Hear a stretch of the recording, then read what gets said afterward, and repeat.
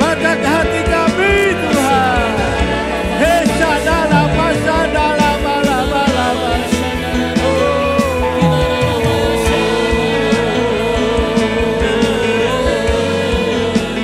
Haleluya. Ibasanda taka papa para para para para. Ibasanda taka papa para para. Ibasanda taka para para. Ya Tuhan. Oh syukur sendiri.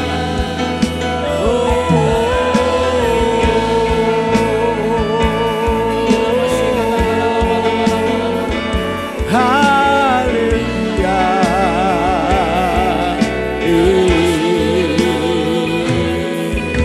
Terima kasih Tuhan.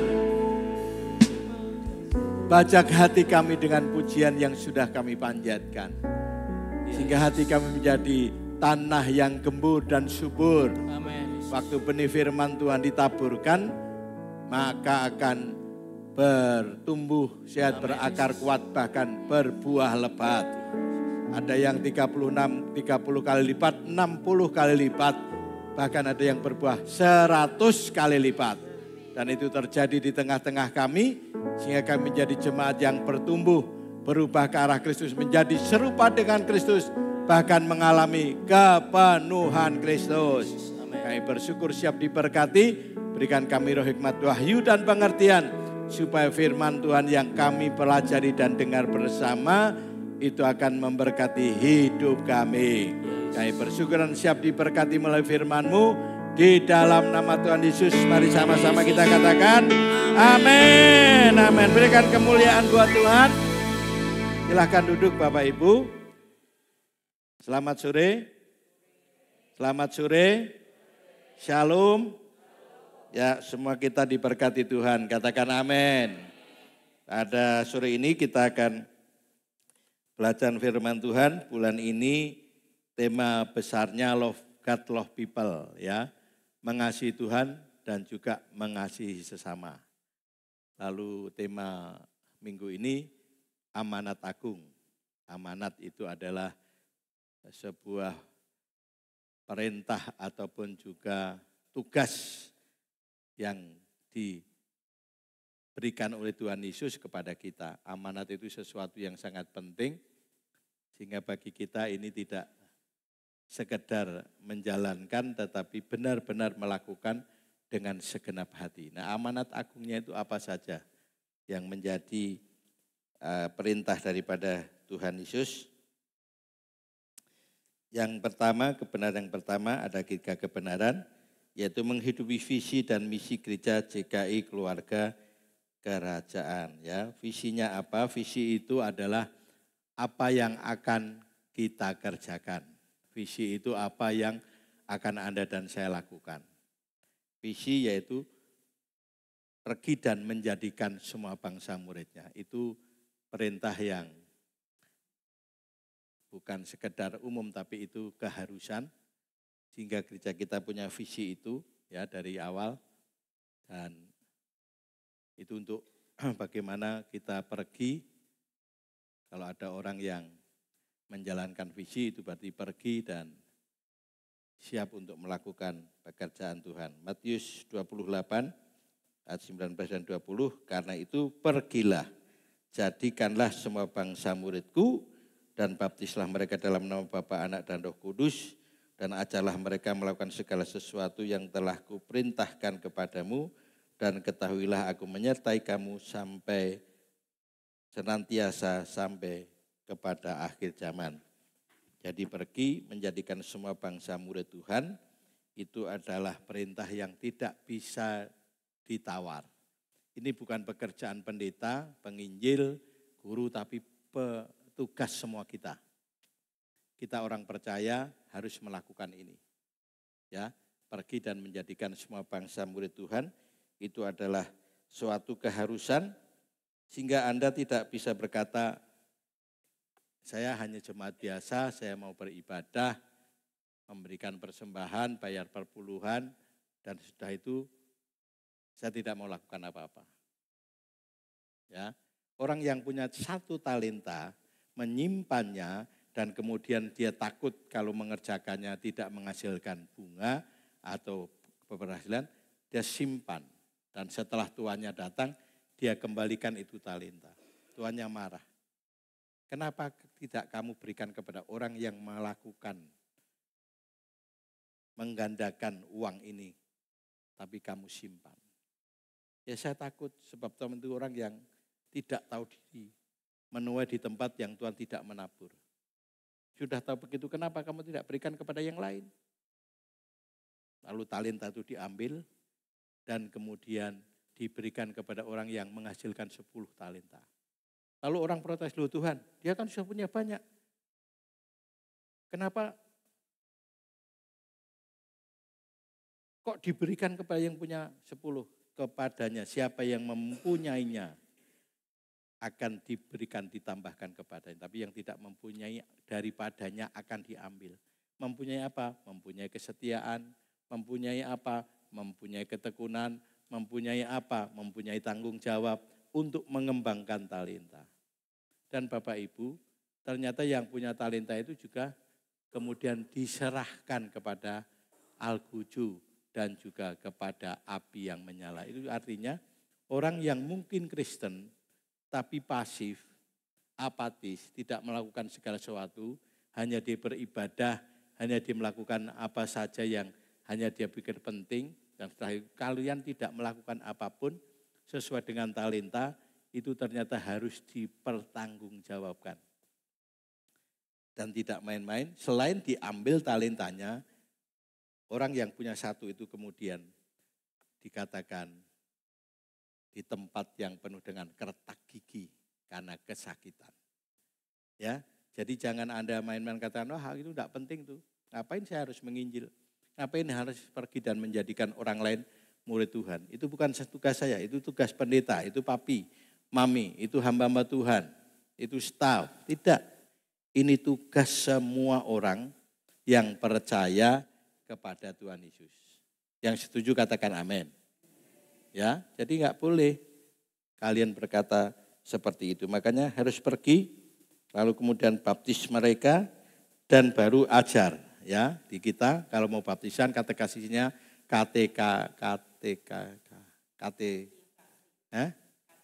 katekisasinya itu hanya sekali, tapi setelah itu ikut di kelas. Ya, ada kelas. Supaya apa? Karena setelah itu baru diajar melakukan perintah Tuhan setelah dibaptis. Jangan enak-enak. Ya, ambil bagian. Di gereja ini kita punya semboyan, tidak ada penonton, semua orang ambil bagian. Ya, semua orang. Jadi yang belum ikut volunteer tahun ini, saya minta tahun depan karena ini sudah terakhir, besok baru ada apresiasi buat volunteer. Tahun depan siapapun yang belum terlibat pelayanan, saya minta kalian segera mendaftar. Saya tadi tegur salah satu jemaat 21 tahun berjemaat sampai hari ini dia tidak mau jadi volunteer. Saya bilang, talenta yang pada kamu nanti diambil sama Tuhan. Papi aja medeni. Iya, karena kamu sudah 21 tahun saudara. Ya wis aku tak malu papi, ya tahun depan. Ini sudah telat. Ya tahun depan saya tunggu kamu akan masuk dalam volunteer. Ya saya tegas. Karena apa? Ini untuk kebaikan Bapak Ibu, bukan untuk papi mami. Ya. Lalu Markus 16 ayat 15-20, selalu Yesus berkata kepada mereka, pergilah ke seluruh dunia, beritakanlah Injil kepada segala makhluk. Siapa yang percaya dan dibaptis akan diselamatkan, tetapi siapa yang tidak percaya akan dihukum. Siapa yang percaya dan dibaptis, jadi baptisan itu nanti kita akan lihat itu perlu dan penting. Ya, kalau orang sakit baru bertobat dan sudah mendekati kematian, biasanya kami sipin. Karena kalau ditenggelamkan bisa-bisa mempercepat kematiannya, ya kan? Jadi sakit kemudian dibaptis tenggelam gitu, dia belebegan dan pasti cepat mati. Bukan itu, tapi kita biasanya sipin. Pakai waslap lalu kemudian dari kepala, kemudian seluruh tubuhnya kita bersihkan. Ya, tapi kalau sudah bertobat di ambang kematian dan tidak sempat dibaptis, itu perkecualian. Tapi yang percaya dan dibaptis akan diselamatkan. Jadi baptisan itu salah satu bagian yang sangat penting. Nanti ada bagian yang kita akan jelaskan. Tanda-tanda ini akan menyertai orang percaya, mereka mengusir setan-setan. Ya, bukan setan tapi setan-setan. Karena 4 level. Pemerintah, level pertama, penguasa, penghulu, dan roh jahat.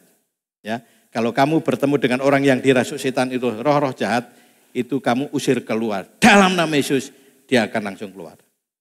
Tapi kalau sudah mulai ketemu dengan penghulu, level ketiga, atau penguasa level kedua, ini harus dengan doa dan puasa. Ada murid-murid mau mengusir setan dalam diri orang yang sakit ayan, dan murid-murid itu tidak mampu. Lalu murid-murid tanya pada Tuhan. Sebelumnya kemudian orang tuanya tanya, Tuhan, aku sudah minta kepada murid-muridmu mengusir yang setan yang ada di anakku, tapi mereka tidak sanggup. Lalu kemudian Tuhan mengusir setan yang ada dalam anak itu dan sembuh. Lalu murid-murid tanya waktu bersama Yesus, Tuhan, kenapa kami kok tidak sanggup mengusir setan demi namamu? Jenis ini harus diusir dengan doa dan puasa. Jadi kalau sudah ketemu jenis penghulu, itu level ketiga, itu ada, Anda bisa berdoa puasa, mungkin 2 hari, 3 hari. Ya, kenapa kok harus puasa? Saya jelaskan lagi, karena kuasa Tuhan yang lebih besar untuk menandingi kuasa iblis yang kita hadapkan, itu harus masuk ke dalam diri kita, dan kita harus kapasitasnya diperbesar dengan puasa itu. Kalau kabel itu hanya dialiri 500 watt, mampunya dialiri 1000 atau 1500 pasti akan terbakar. Demikian Anda dan saya memperbesar kapasitas kuasa yang ada dalam diri kita, maka kita harus berpuasa. Kalau menghadapi pemerintah, penguasa, puasanya pasti lebih lama lagi. Saya sudah ketemu dengan penguasa, penghulu, apalagi roh jahat. Tapi yang pemerintah, yang presidennya, Lucifer, saya belum pernah ketemu. Ini jauh lebih berat. Mungkin puasanya bisa 30 hari, 40 hari. Ya. Karena saya lihat dulu TB Joshua almarhum, pendeta dari Nigeria, kalau ketemu dengan Lucifer, itu tidak langsung keluar.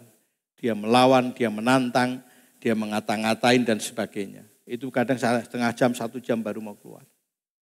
Karena paling berkuasa. Makanya tanda-tanda ini akan menyertai orang percaya, mereka akan mengusir setan-setan. Ya, karena ada 4 level daripada setan. Lalu kemudian demi namaku, mereka akan berbicara dalam bahasa-bahasa yang baru bagi mereka. Kalau Anda sudah bertobat, bahasamu sudah mulai berubah. Dulu suka mengumpat, maaf ya, asu. Ada tuh orang yang begitu gampang. Ya, saya sudah cerita, dulu ada anak asuh kami, 3 bersaudara, kalau marah gitu, adik itu amit-amit ya kak, gitu. Asu kowe, gitu ya. Jadi mau bilang asu tapi amit-amit dulu. Ya, itu adalah kata-kata yang kasar, kotor. Julid, nyinyir, suka membuli orang. Itu sekarang begitu Anda bertobat, stop, tidak lagi bicara seperti itu. Yang setuju katakan amin. Katakan amin. Ya, jadi tidak lagi seperti itu. Kata-kata yang pongah, sombong, tidak lagi.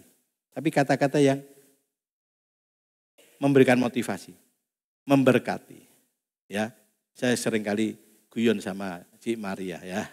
Jadi guyonan kami itu guyonan yang mungkin untuk orang lain, wah nanti Cik Maria tersinggung tuh apa ya. Ada guyonan-guyonan yang kami saling mendukung. Karena kami ini kelas berat ya istilahnya.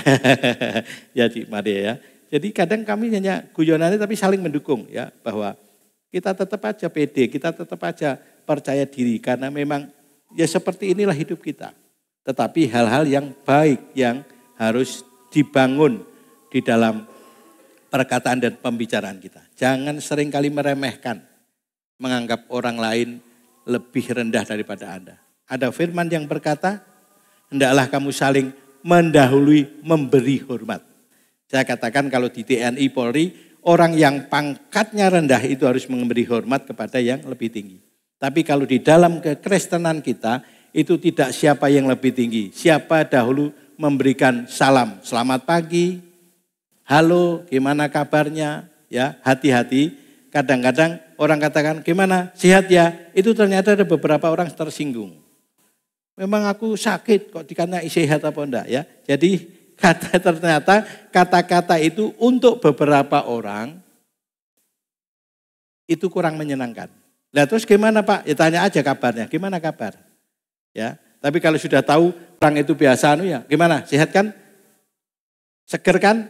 Nah, tapi ada orang-orang yang memang tersinggung waktu ditanya seperti itu. Makanya bahasa-bahasa yang baru itu Anda harus kenali, Anda harus tahu siapa orang yang akan Anda bicara. Kalau Anda belum terlalu kenal, tanya aja bagaimana kabarnya. Kalau dia baik, saya lagi baru teruskan. Kalau dia sudah mulai buka omongan baru teruskan. Tapi omongan-omongan yang membangun. Lalu yang kedua bahasa roh.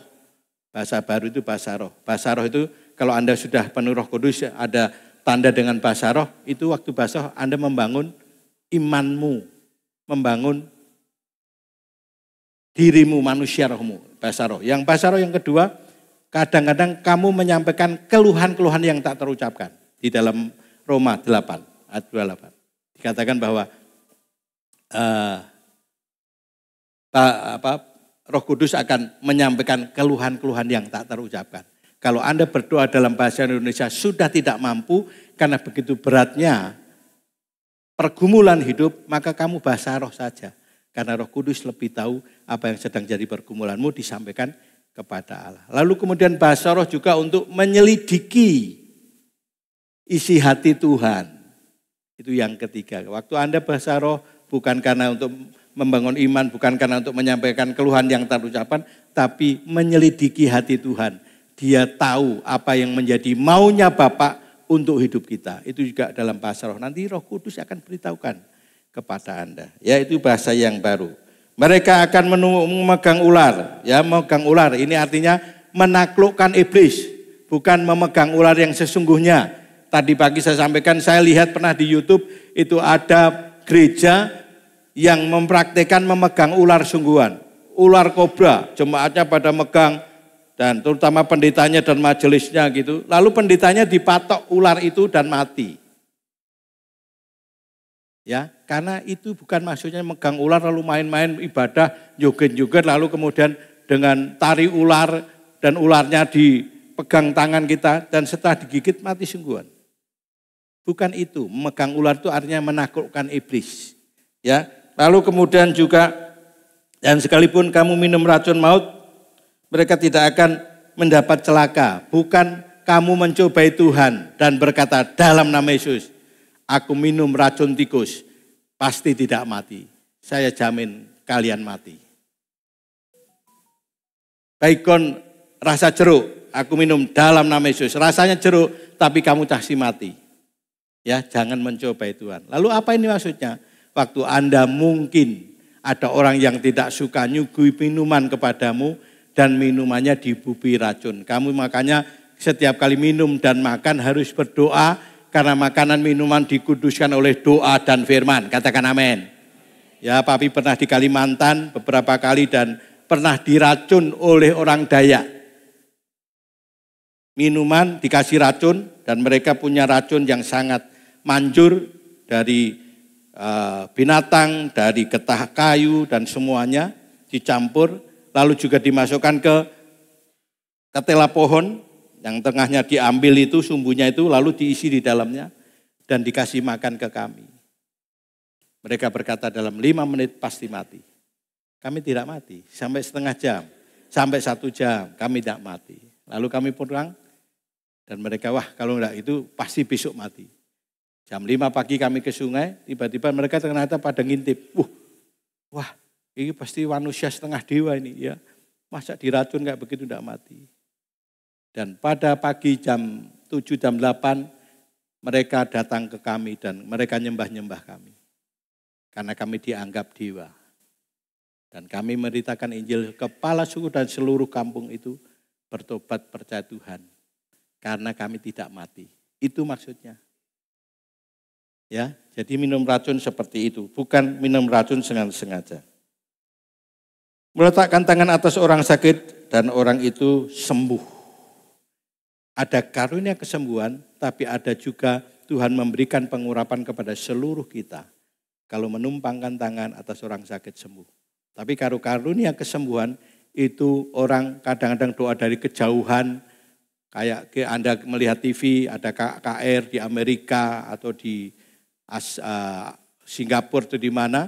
Pendetanya berdoa dan mengangkat tangan, kamu di Indonesia sakit, tumpang tangan bagian sakit dan kamu tumpangkan tangan, kamu sembuh. Karena itu namanya karunia kesembuhan.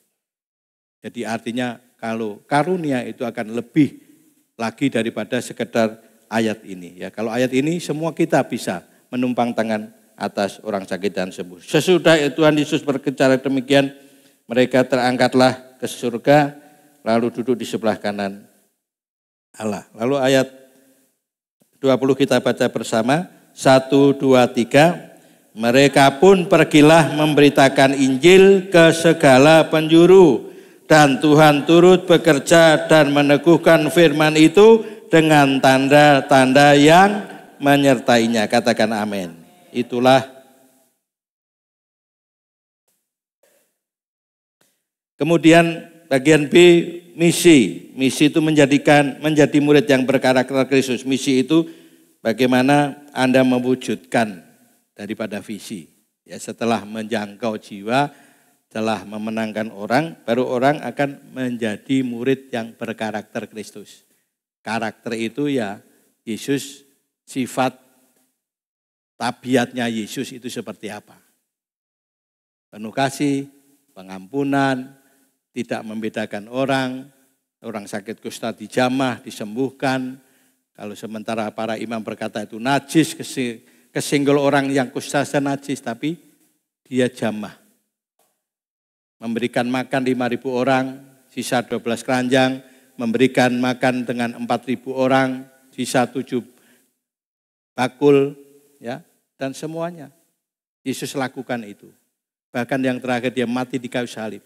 Yang seharusnya kita disiksa, kita harus menerima hukuman karena dosa dan kesalahan, Yesus mau menanggung. Kita yang tidak benar dibenarkan karena Kristus. Itu sifatnya, itu karakternya. Dan kita harus sama seperti karakter dia. Efesus 4 ayat 13, sampai kita semua telah mencapai kesatuan iman dan pengetahuan yang benar tentang anak Allah. Kedewasaan penuh dan tingkat pertumbuhan yang sesuai dengan kepenuhan Kristus. Tadi saya berdoa berubah ke arah Kristus, menjadi serupa dengan Kristus dan mengalami kepenuhan. Berubah ke arah Kristus itu anak kecil yang bayi yang belum jelas wajahnya kayak papa atau mamanya. Jadi kalau orang baru bertobat, baru berubah ke arah Kristus itu wajahnya, karakternya belum begitu jelas, tapi sudah agak mirip-mirip. Tapi kemudian menjadi serupa itu sudah mulai mirip. Ya, Meli umur 2 tahun mungkin saya gendong di depan toko Molina waktu itu di dalam Johar, mami lagi belanja. Lalu ada 2 wanita muda lewat. Dan mereka berkata, "Deloken, kayak mesti anake, raine kaya bapake." Ya, ora ngerti aku pendeta dirai-raike. Aku krungu, aku dengar. Karena 2 tahun sudah mulai menjadi serupa, koyok papi. Ya kan? Sekarang sudah dewasa, plek. Orang sah tes DNA, yakin kalau itu anak saya. Ya, karena wajahnya mirip saya. Tapi saya bersyukur karena Meli itu karakternya kolaborasi. Kepemimpinan kayak mami, galak ya. Kadang orang-orang bilang, "Mel, mbok dikurangi mami, dia kayak papi," katanya gitu ya. Jadi kalau dalam retreat itu ada banyak pendeta yang ngobrol, bahkan ada beberapa pendeta yang bukan masuk VIP mau masuk, dia lihat, "Maaf Pak, Bapak tidak boleh masuk sini." Itu hanya Meli yang berani. Yang lain tidak berani ya. Setiap kali ada pendeta yang masuk sembarangan, lalu orang cari, "Meli mana ya? Meli mana Pak?" Nulan apa? Itu ada pendeta-pendeta yang masuk yang harus diminta keluar. Ya. Kalau saya ada Meli itu dia bisa berteman banyak dan suka traktir, itu saya. Sampai kemudian duit entek. Ya, kebablasan. Jadi mengalami kepenuhan Kristus sudah mirip. Yang tadi pagi saya bilang, kalau kamu ditampar pipi kanan, kamu akan berikan pipi kiri. Kalau kamu masih kanak-kanak, pasti orang yang tampar pipi kananmu akan ditempilingi sampai babak belur. Kamu menabur, kamu akan menuai lebih banyak lagi gitu kan. Lalu kamu hantam itu orang. Tapi kalau orang yang sudah mengalami kepenuhan Kristus, dia akan sanggup mengasihi musuh. Orang-orang yang menfitnah, orang-orang yang berlaku tidak adil kepada Anda bisa balas dengan baik. Lalu sakramen baptisan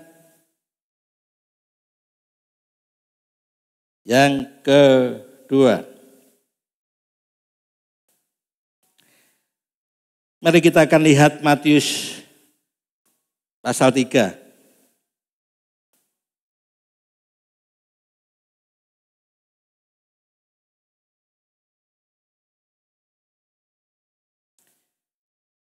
Maka datanglah Yesus ke Galilea ke Yordan kepada Yohanes untuk dibaptis olehnya. Tetapi Yohanes mencegah dia, katanya, "Akulah yang perlu dibaptis olehmu dan engkau datang kepadaku." Lalu Yesus menjawab, katanya kepadanya, "Biarlah hal itu terjadi karena demikianlah sepatutnya kita menggenapkan seluruh kehendak Allah." Jadi baptisan tadi harus, karena siapa yang percaya dan dibaptis akan diselamatkan. Dan ini bagian baptisan itu sangat penting, karena baptisan itu yang pertama untuk menggenapkan seluruh kehendak Allah. Ya, seluruh kehendak Allah. Jadi kehendak Allah itu apa saja toh? Kamu percaya Yesus diselamatkan, diampuni dosanya, dilepaskan dari segala yang jahat, kamu dibebaskan dari sakit penyakit, dari kutuk diubah jadi berkat. Kehendak Allah adalah hidupmu dipulihkan, hidupmu diberkati, rumah tanggamu sejahtera dan damai. Itu kehendak Allah. Bahkan masih ada banyak yang lain. Makanya kalau Anda percaya kepada Tuhan dan dibaptis, hal-hal yang indah luar biasa itu akan digenapkan atas hidupmu.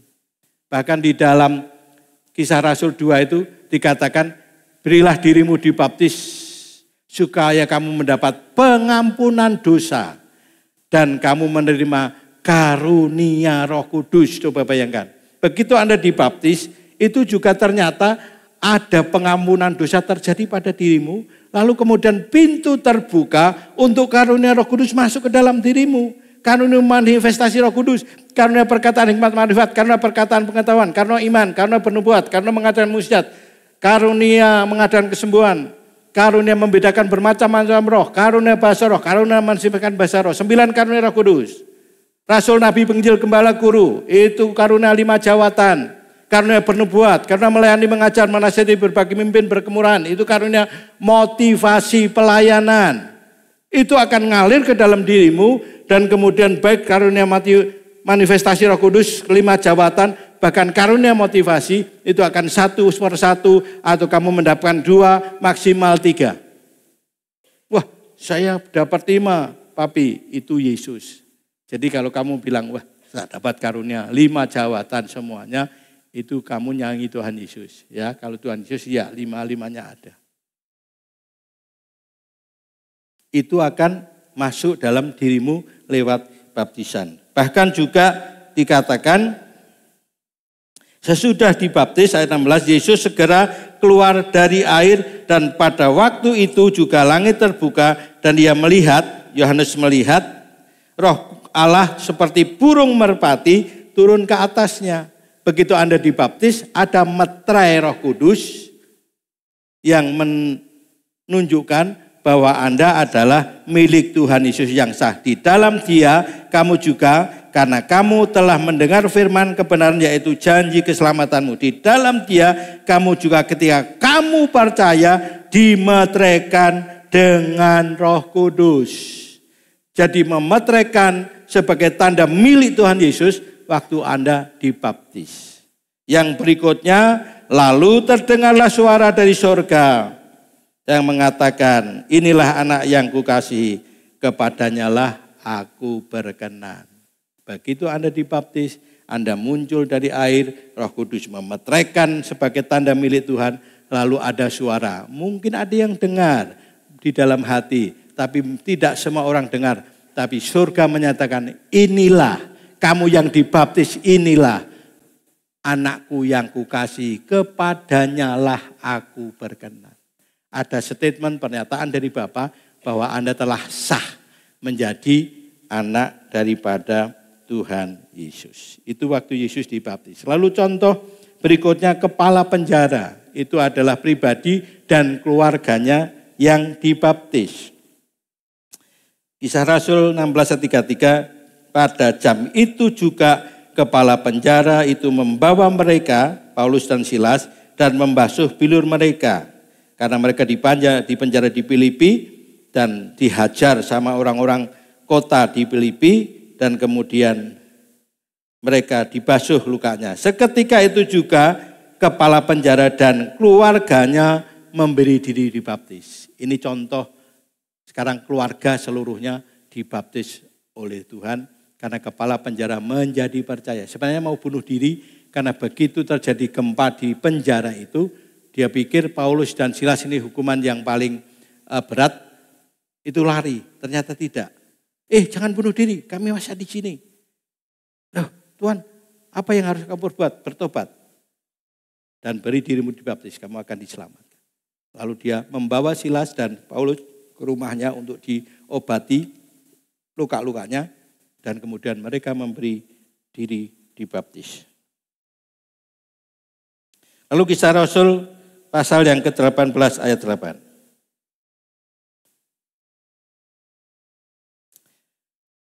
Tetapi Krispus, kepala rumah ibadat itu, menjadi percaya kepada Tuhan bersama-sama dengan seisi rumahnya. Jadi seluruh keluarga Krispus itu dibawa kepada Tuhan. Tapi ternyata bukan hanya keluarganya, lalu dan banyak orang-orang Korintus yang mendengarkan pemberitaan Paulus menjadi percaya dan memberi diri mereka dibaptis. Jadi Krispus juga tidak sekedar keluarganya, tapi ternyata membawa orang-orang yang telah mendengar berita Injil yang disampaikan Paulus, dia bawa kepada Tuhan dan dibaptis. Jadi Anda tidak boleh kemudian setelah keluargamu, kamu diam. Saya berkata waktu awal tahun dan pertengahan tahun, minta supaya Bapak Ibu catat satu nama, tolong diingat. Kalau sudah catat, didoakan, diperhatikan orang itu, dan kemudian Anda bersaksi. Tapi yang belum, tolong mulai malam ini pikirkan siapa temanmu, saudaramu, atau mertuamu, iparmu yang belum percaya Tuhan, lalu tulis namanya. Atau teman kuliahmu, atau teman sekolahmu. Tulis namanya satu saja, doakan sampai satu kali kamu memperhatikan orang itu butuh ditolong. Yaitu care, perhatian. Dan setelah ditolong pasti dia penasaran, loh kamu itu kok baik sekali kepada saya. Apa maksudnya? Kamu bersaksi. Kenapa Anda memperhatikan dia? Lalu Anda bersaksi dan seorang itu menjadi percaya. Kalau Anda lihat Edis TV, sekarang banyak orang yang bertobat dari agama seberang. Banyak sekali. Bahkan banyak anak-anak ustadz pada bertobat.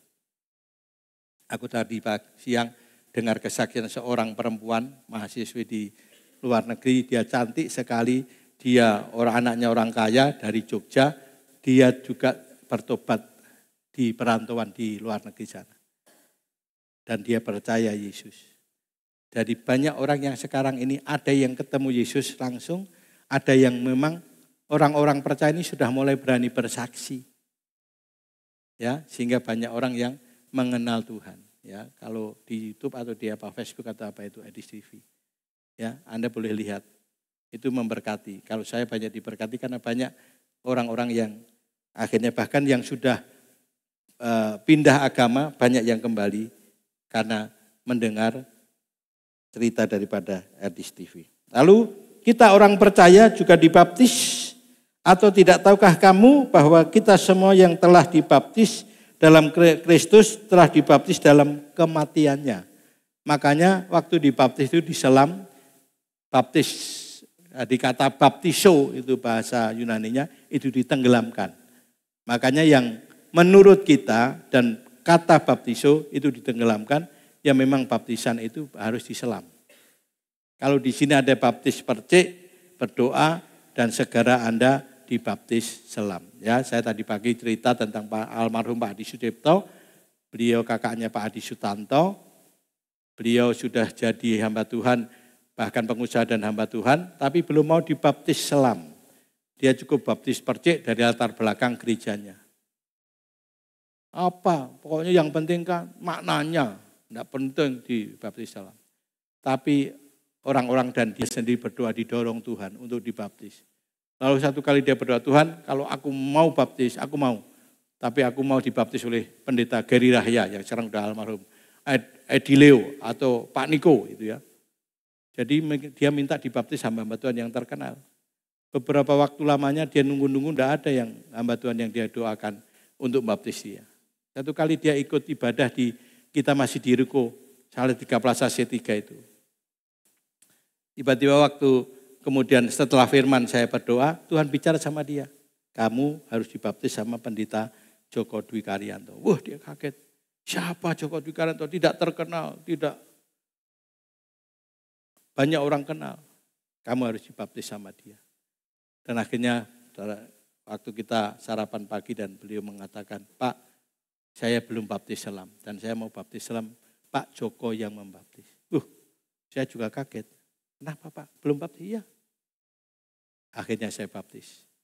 Dan setelah baptis, sebulan kemudian dia cerita, banyak teman-temannya yang berkata, Pak, wajahmu kok sekarang kelihatan cerah. Bahkan lebih muda 10 tahun. Dia bilang gitu. Yang benar, iya. Napa ta Pak? Wah, berarti benar. Saya sudah baptis selam. Dia bilang. Yang benar, iya. Ya, jadi juga ada pengaruh secara aura. Penampilan wajah, penampilan fisik juga akan dipengaruhi dengan sakramen baptisan. Kalau Anda sungguh-sungguh lihat dan rasakan yang sesungguhnya. Ya. Lalu dengan demikian kita telah dikuburkan bersama-sama dengan dia oleh baptisan dalam kematiannya. Supaya sama seperti Kristus yang telah dibangkitkan dari antara orang mati oleh kemuliaan Bapa. Demikian juga kita akan hidup dalam hidup yang baru. Jadi kalau dibaptis, ditenggelamkan, mati bersama Yesus dengan dosa-dosamu yang lama, kejahatan dan semua kutuk. Lalu Anda dibangkitkan, itu kemudian mulai hidup yang baru secara rohani. Lalu secara tindakan nyata. Makanya pertobatan itu melingkupi 3 hal. Berubah pola berpikirmu, berubah perilakumu, dan berubah sikap hatimu. Bukan hanya pola berpikir, tapi juga perilaku. Tapi juga bukan perilaku, juga sikap hati. Kadang orang sudah berlaku baik, sudah berlaku seperti yang firman Tuhan katakan, tapi hatinya belum diperbaharui. Masih julid, masih jahat. Hatinya masih curigaan dan sebagainya. Jadi ketika hal pola berpikirnya berubah, perilakunya berubah, bahkan juga pola sikap hatinya harus berubah. Itu pertobatan. Makanya hidup yang baru. Yang ketiga, setiap jemaat wajib memenuhi amanat agung. Ya, Yesus memberikan contoh. Yesus pun berkeliling ke seluruh Galilea, ia mengajar di dalam rumah-rumah ibadat. Kalau dulu sinagog zaman Yesus. Dan memberitakan Injil Kerajaan Allah serta melenyapkan segala penyakit dan kelemahan di antara bangsa itu. Tuhan Yesus memberitakan Injil Kerajaan Allah. Ke rumah-rumah ibadat berarti itu orang-orang Yahudi yang beribadah di sinagog. Lalu disertai dengan melenyapkan segala penyakit dan kelemahan. Lalu berikutnya, demikian juga Yesus berkeliling ke semua kota dan desa. Sekarang Yesus berbicara tentang penginjilan ke semua orang. Tidak lagi dibatasi hanya orang-orang yang beribadah di sinagog orang Yahudi. Tapi semua orang di kota-kota, bahkan di desa-desa. Ia mengajar dalam rumah-rumah ibadat dan memberitakan Injil Kerajaan Surga serta melenyapkan segala penyakit dan kelemahan sama. Waktu Injil diberitakan selalu ada kesembuhan, Selalu ada kelemahan dipulihkan jadi kuat. Selalu ada orang yang diikat setan dilepaskan. Itu selalu ada. Makanya dalam pemberitaan Injil Anda dan saya juga akan disertai dengan tanda ajaib dan mujizat. Lalu murid-murid Tuhan dan gereja mula-mula juga memberitakan Injil. Dan setiap hari mereka melanjutkan pengajaran mereka di bait Allah dan di rumah-rumah orang. Dan memberitakan Injil tentang Yesus yang adalah Mesias. Berikutnya gereja mula-mula dan murid-murid Tuhan memberitakan Injil. Bukan hanya sampai kepada Yesus, tapi murid-muridnya mengikuti jejak Yesus. Lalu juga contoh lagi, gereja mula-mula dan murid Tuhan, mereka yang tersebar itu menjelajah ke seluruh negeri, itu sambil memberitakan Injil. Jelas ya? Jadi ini contoh daripada Tuhan Yesus, contoh daripada murid-murid dan gereja mula-mula, baru kemudian juga sekarang Paulus menasihatkan kepada Anda dan saya, 2 Timotius 4 ayat 2-5. Yuk kita baca bersama ayat yang kedua, 1, 2, 3. Beritakanlah firman, siap sedialah, baik atau tidak baik waktunya. Nyatakanlah apa yang salah, tegurlah dan nasihatilah dengan segala kesabaran dan pengajaran. Katakan amin. Beritakanlah firman, Injil, baik atau tidak baik waktunya. Pak, kalau saya sedang bangkrut, apa yang saya harus sampaikan ke orang lain? Waktu Anda mengalami bangkrut, Anda tidak stres, tapi Anda tetap bertahan dan berkata, ini ujian yang datang dari Tuhan. Sebesar ini aku meyakini bahwa berkat yang disediakan juga lebih besar. Dan Anda bisa bersaksi kepada orang, loh kamu bangkrut tapi kok wajahmu tidak suntuk misalnya. Kamu kok tidak stres, kenapa sih?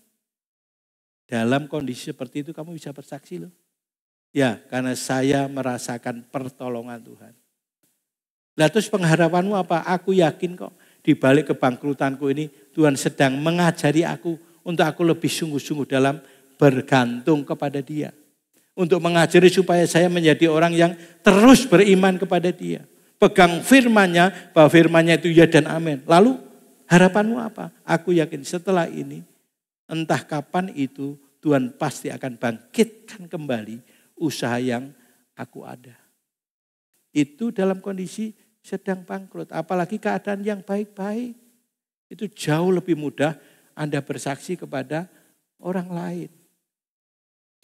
Karena akan datang waktunya orang tidak dapat lagi menerima ajaran sehat, tetapi mereka akan mengumpulkan guru-guru menurut kehendak untuk memuaskan keinginan telinganya. Sekarang kita hati-hati, banyak khotbah, banyak pengajaran di YouTube. Anda bisa pilih pendeta siapa saja yang menjadi favoritmu.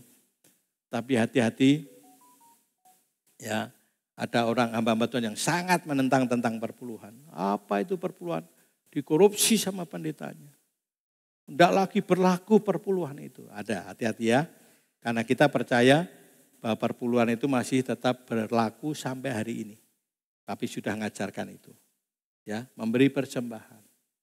Ada gereja yang berkata tidak perlu beri persembahan.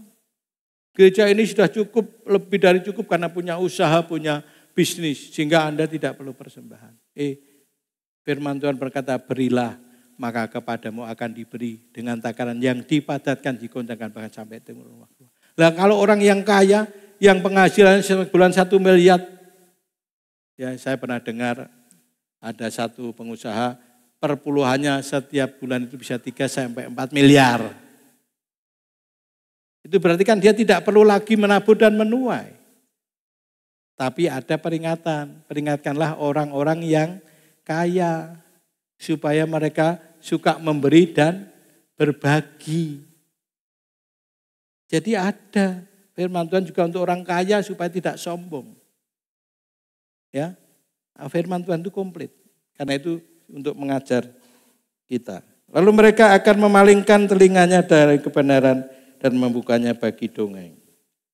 Yuk ayat 5 kita baca bersama-sama. Ayat 5, 1, 2, 3. Tetapi kuasailah dirimu dalam segala hal. Sabarlah menderita, lakukanlah pekerjaan pemberitaan Injil, dan tunaikanlah tugas pelayanan. Katakan amin. Jadi dari tugas amanat agung ini, saya tadi pagi juga sampaikan, waktu saya melayani di Klaten, ya, Tegalsari Trunuh itu nama kelurahannya, Tegalsari itu saya tinggalnya, dan gerejanya sekarang di Trunuh, selama 6 tahun. Ya, 87 sampai 93, 94 awal saya sudah keluar dari Trunuh. Ada namanya Muriantoro, waktu saya tinggal ke sini itu masih SD. Sekarang dia sudah punya 3 anak dan anaknya yang pertama sudah SMA. Dia yang punya Taman Doa Abius. Itu cuma 5 orang. Tapi waktu terakhir saya tinggal jemaat dewasa sudah 150. Anak-anak muda ada 45 anak. Sekolah minggu 35. Jadi kira-kira 230 jemaat. Dan kebaktian pagi dan sore itu selalu penuh. Maaf ya, waktu saya khotbah di sana, saya hanya menemukan orang baru hanya 3 orang baru. Selama 30 tahun. Nah, yang lain masih jemaat lama. Lalu gereja ini mulai saya dengan Mami 8 orang. Di Salatiga Plaza C3. Yang terus berkembang. Sekarang 500 lebih jemaat yang setia. Untuk ibadah dan berjemaat di tempat ini. Itu semua karena apa? Ya kita melakukan amanat agung. Ada orang-orang yang secara pribadi saya menangkan, Mami menangkan. Ada orang-orang yang Bapak Ibu Saudara menangkan lewat penginjilan. Maupun juga ada orang-orang yang datang karena digerakkan Tuhan. Ya tadi pagi saya singgung Pak Sriono pernah menulis satu nama temannya, Pak Naryo namanya yang punya rumah di Karanggede. Dia bilang begini waktu itu kesaksian. Saya sebut nama itu Papi, seperti Papi minta. Tak doakan supaya dia datang gereja, bahkan datang ke gereja saya. Satu kali dia datang dan tadi pagi ternyata datang ya Mami ya, sama anaknya sama istrinya. Dia sekarang ini sebenarnya gerejanya ortodok. Tapi dulu dia orang JKI asli. Ya kita berdoa dan beliau sudah siapkan rumahnya untuk kita buka gereja di Karanggede. Rumahnya besar, bagus. Bahkan kemudian dia berkata, "Mbok coba nanti Desember ada Natal, saya akan undang orang-orang sekitar dan kemudian kita umumkan bahwa kita akan mulai buka gereja di Karanggede." Ya, selain kita ada gereja di Tuntang di rumahnya Pak Eli, nanti ada Karanggede, nanti ada tempat-tempat yang lain menyusul. Karena itu kami membutuhkan ya volunteer yang bisa terlibat pelayanan di gereja-gereja pengembangan yang ada. Sehingga gereja itu akan terus berkembang. Pak Adi Sutanto selalu mengatakan, Pak Joko, kalau mau jemaatnya 5.000 lebih, bahkan 10.000, bahkan saya berdoa kadang-kadang sampai 25.000. Jadi gereja nanti yang kapasitas 5.000 orang, itu ada ibadah 5 kali. Itu Pak Joko harus punya cabang 15 sampai 25 cabang di Salatiga, Kabupaten Semarang, Boyolali. Amin, saya aminkan ya. Sehingga beliau selalu memberikan semangat kepada saya. Jadi mari Bapak Ibu yang belum nyatet nama, ya catat nama yang Anda kenal. Bukan orang ngawur namanya, nama yang Anda kenal dan kemudian Anda akan mendoakan dan kemudian juga Anda bawa kepada Tuhan. Mari kita berdoa. Terima kasih Tuhan untuk firman-Mu dan kami belajar melakukan visi dan misi gereja ini. Bahkan juga kami tahu baptisan adalah sesuatu yang penting untuk kesaksian kami kepada dunia bahwa kami telah menjadi murid Yesus yang sejati. Katakan amin. Sehingga kami semua ini bukan lagi Kristen yang tradisi, ritual, hanya ibadah biasa. Tapi Kristen yang sejati, murid yang sesungguhnya. Sehingga kami akan berubah ke arah Kristus, menjadi serupa dengan Kristus dan mengalami kepenuhan Kristus. Kami percaya pada malam ini Tuhan meteraikan firman Tuhan di dalam hidup kami. Kami mau masuk perjamuan kudus dan siapkan hati kami untuk kami menikmati makan tubuh Tuhan dan minum darahnya. Sehingga kuasa Tuhan bersatu di dalam hidup kami. Di dalam nama Tuhan Yesus, mari sama-sama kita katakan amin. Amin. Puji Tuhan, mari kita akan siapkan perjamuan kudus. Kita akan berdiri bersama-sama. Pegang roti di tangan kananmu dan kita akan berdoa.